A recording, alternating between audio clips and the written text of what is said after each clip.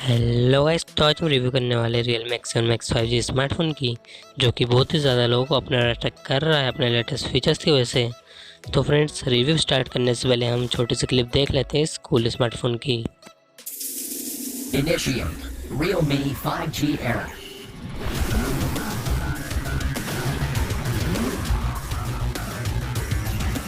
Core charged. Ready for 5G processor. Activate max 5G speed.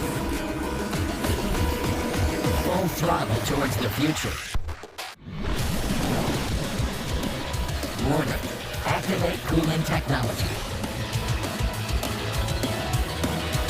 Future speed is achieved. Realme X7 Max 5G. Future at full speed.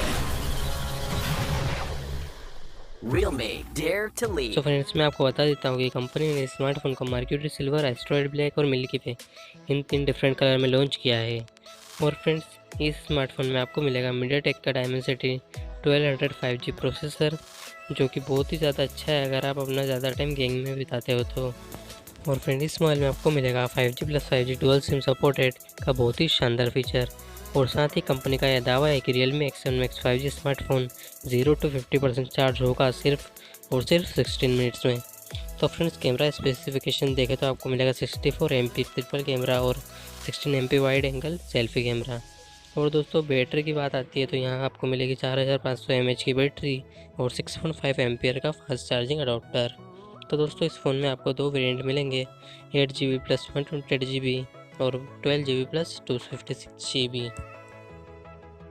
तो friends, अब बात आती है इसकी price की। तो फ्रेंड्स, एक वेरिएंट आपको मिलेगा 27,000 रुपये में और फ्रेंड दूसरा वेरिएंट आपको मिलेगा 30,000 रुपीज़ में। तो फ्रेंड्स, मेरा ओपिनियन ये है कि मोबाइल बहुत ही ज़्यादा अच्छा होता अगर इसकी बैटरी 5000 mAh से ज़्यादा होती। तो फ्रेंड्स, आपका ओपिनियन क्या है इस स्मार्टफोन पर, कमेंट में बताएं। And don't forget to like, share, subscribe. Thanks for watching.